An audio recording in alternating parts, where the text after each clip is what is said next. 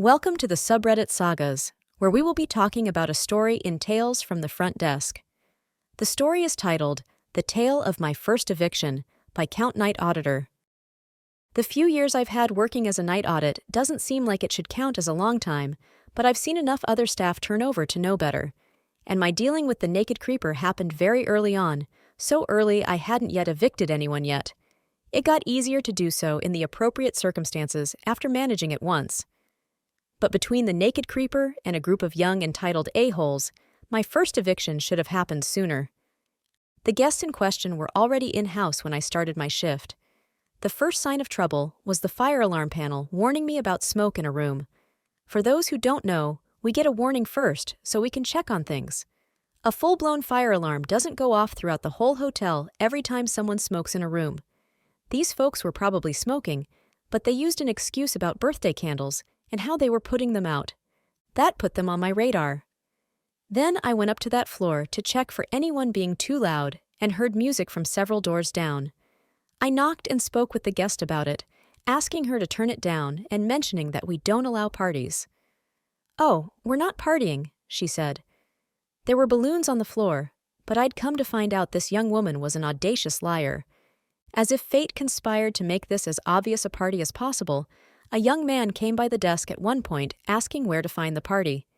He left not too long after that, but I soon found myself again checking on the halls. I usually space that out more, but I decided to make extra trips because of this room. On my second trip up there, even without music, they were just being loud enough to hear down the hall.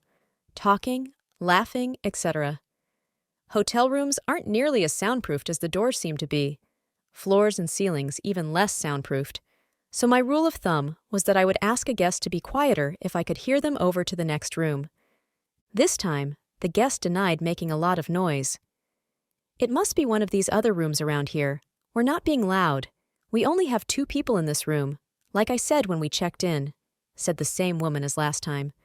Leaning against the back wall of the room where I could see were 2 guys. To make it obvious how I knew she was lying, I made a show of craning my neck to look at them.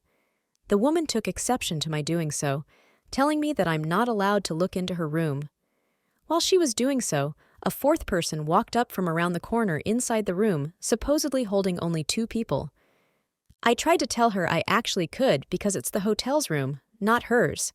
She didn't listen. One thing I made sure she heard was that if I needed to come up there again, I wouldn't be alone.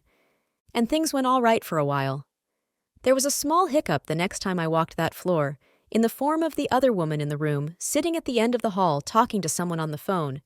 She asked if I was kicking them out, and I didn't hear well at first. Apparently me going, "Pardon?"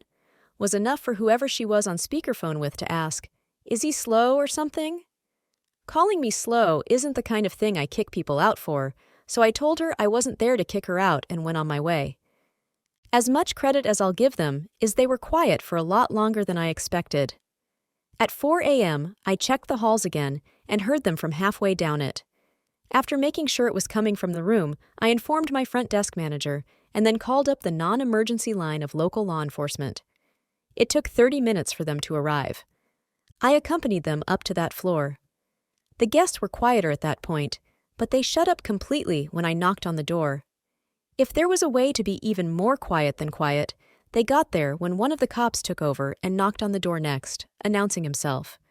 It was several seconds before they would answer, and I was wondering if I'd need to unlock it for them. A guest then answered the door with all the lights in the room off, pretending to be sleepy. When the lights came on, you could see the haze of smoke in the air. Now that I think about it, I never did hear how they disabled the fire alarm. I never went into the room to see how they were doing. I left that to the cops, though I made the mistake of mentioning to one of the cops that housekeeping would check it and determine if we needed to charge for damages. Once they were down on the first floor, the liar was allowed by a cop to go use the lobby restroom. He had gone off to help his comrades by the time she had gotten out, and she decided to argue with me. She must have overheard me mentioning the cleaning fee. She didn't think she should be charged for anything because we kicked them out before they could clean anything up. "Well, ma'am, at a minimum, I know you were smoking in the room." "No, we weren't." Again, obvious cloud in the room. Even one of the cops had to comment on it when he went in. though all they would do is evict them.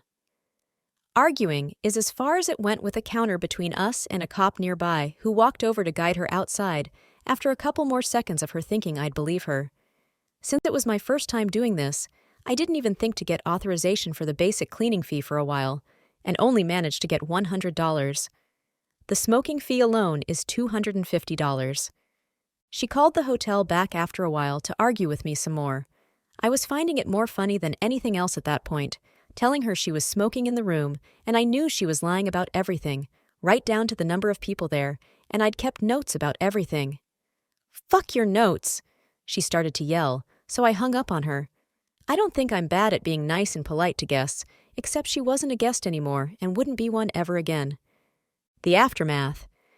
I wish I'd seen the state of the room before those arguments, because it made the idea of them cleaning up seem laughable. I only found out how they left it at the end of my next shift when the person on AM shift showed me the photos. Ashes all in the bed, vomit in a corner of the room, torn wallpaper, reeking of pot. They were the first people I ever added to the Do Not Rent list. That list, and the stories I have from it, grew quickly over my time there. As a fun postscript, I looked her name up again just before writing all of this and discovered a couple of arrests since then. It turns out she was either 18 or 19 when all of this took place. Whoever checked her in, probably the coworker known as L, didn't do a good job checking her ID because you have to be 21 or older to get a room at that hotel. Thanks for watching Subreddit Sagas. If you enjoyed this Tales from the Front Desk story, like and subscribe for more. Share your thoughts and suggest future stories in the comments. Stay tuned for our next saga as we continue exploring Reddit's fascinating narratives. See you in the next video!